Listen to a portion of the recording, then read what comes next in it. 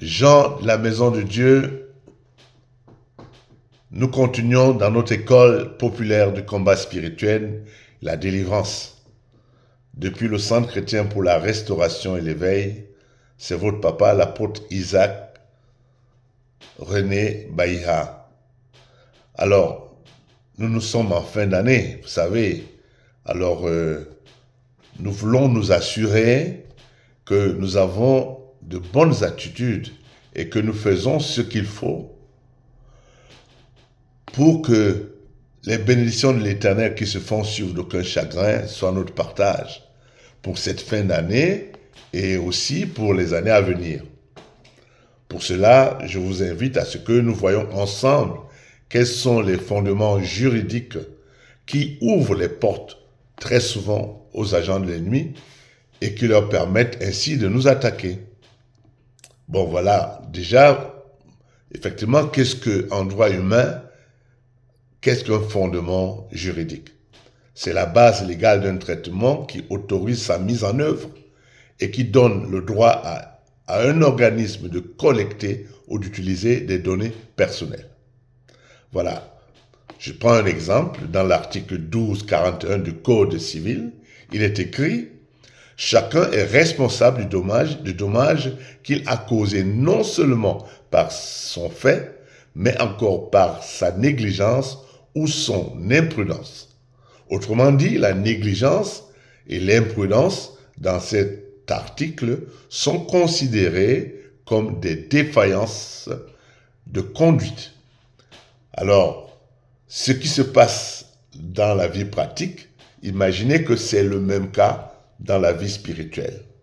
Et dans la vie spirituelle, on va appeler justement on va appeler ce que je suis en train de dire ici, qu'on décrit comme fondement juridique, on dira que c'est ça, un droit légal pour l'ennemi de nous attaquer.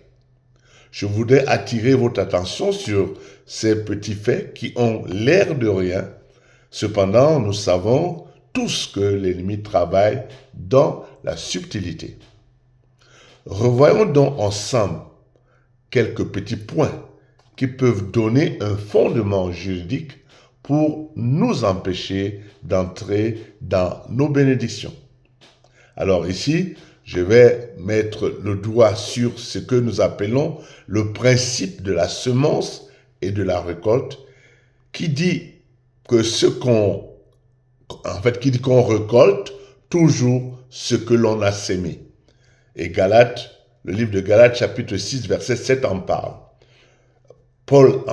L'apôtre Paul en parle plus précisément dans 2 Timothée 4, 14, parce que là, il demande à ce que, je dirais ce qu'on appelle retour à l'envoyeur.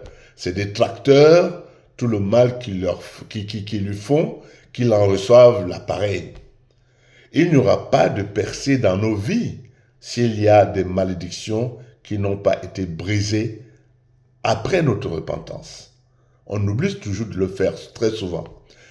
Alors, je vais égrener encore rapidement, la malédiction d'avoir désobéi ou déshonoré, nos parents. La parole de Dieu nous demande d'honorer notre père, notre mère. Et ce n'est pas une mince affaire, c'est quelque chose de très important. Parce que ton père soit méchant, il soit ceci ou cela, ou ta maman, tu dois toujours l'honorer. Tu n'es pas là pour la juger. Bon, cela ne veut pas dire que ton père est sorcier, ou ta mère, ou que tu le saches, ou que leurs pratiques ne correspondent pas à la parole de Dieu, que tu t'y mettes. Non. Mais cela ne t'empêche pas. Ton devoir, c'est de les honorer et de leur manifester l'amour que tu es passé par eux. La malédiction due au jugement que nous émettons sur les autres. Très souvent, nous deviendrons ce que nous leur reprochons. Donc, éviter de parler du mal des autres, de juger les autres. La malédiction due au fait que nous ne pardonnons pas les autres. Pourtant, on nous dit, Seigneur, pardonne nos offenses, quand nous pardonnons aussi à ceux qui nous ont offensés. La malédiction à cause d'un secret caché. par exemple, on a été abusé, on garde ça en nous-mêmes, eh bien, ça va traîner beaucoup de choses. Nous devons exposer ce péché, nous devons en parler à des aînés qui vont nous aider à libérer même ces personnes qui ont abusé de nous et à briser justement cette malédiction. La malédiction à cause de la dureté du cœur. Hein? Très souvent on dit, voilà, moi je suis spirituel, je ne suis pas émotionnel, je marche en esprit. Malheureusement, ça amène souvent des personnes à devenir dures et méchantes. Nous devons manifester l'amour. Dieu est amour. Donc si nous avons un cœur dur, nous devons nous repentir et briser cette malédiction. La sorcellerie inconsciente, alors là, amène la malédiction dans nos vies, celle de nos enfants et dans celle de notre descendance. Ça, c'est quelque chose qui est insidieux. Parce que généralement, quand on dit sorcellerie inconsciente, on n'en est pas nous-mêmes conscients. Mais alors, de par ce que nos collaborateurs ou ceux qui vivent, en fait, qui vivent avec nous, on peut nous faire comprendre qu'il y a quelque chose qui ne va pas au travers de nos vies. Alors, nous devons faire le travail qu'il faut et bien sûr, nous devons aller à la repentance, briser cette malédiction. Alors qu'est-ce que l'exhortation que nous pouvons dire ici, dans ce cas?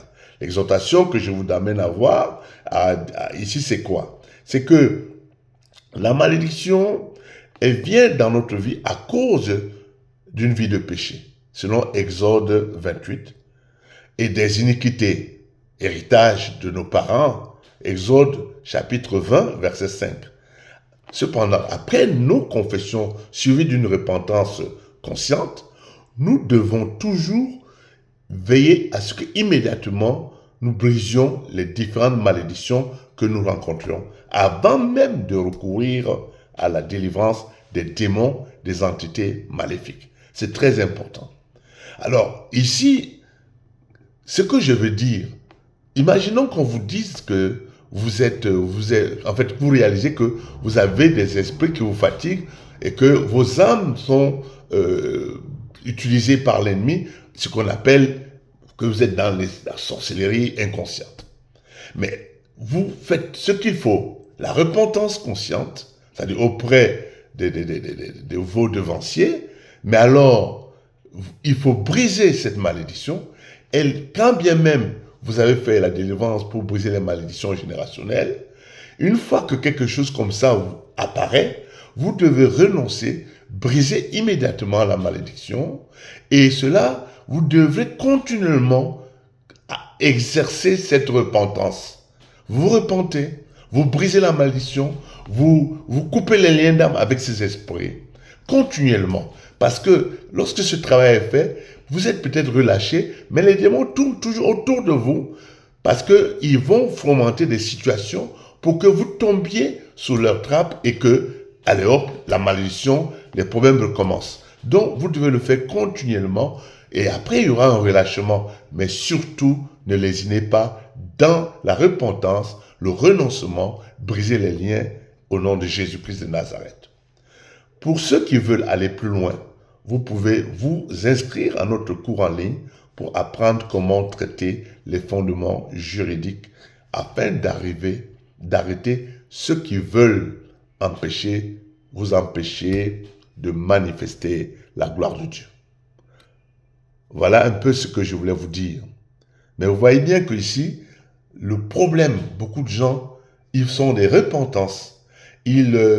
On les indexe pour ceci ou cela, ils demandent pardon.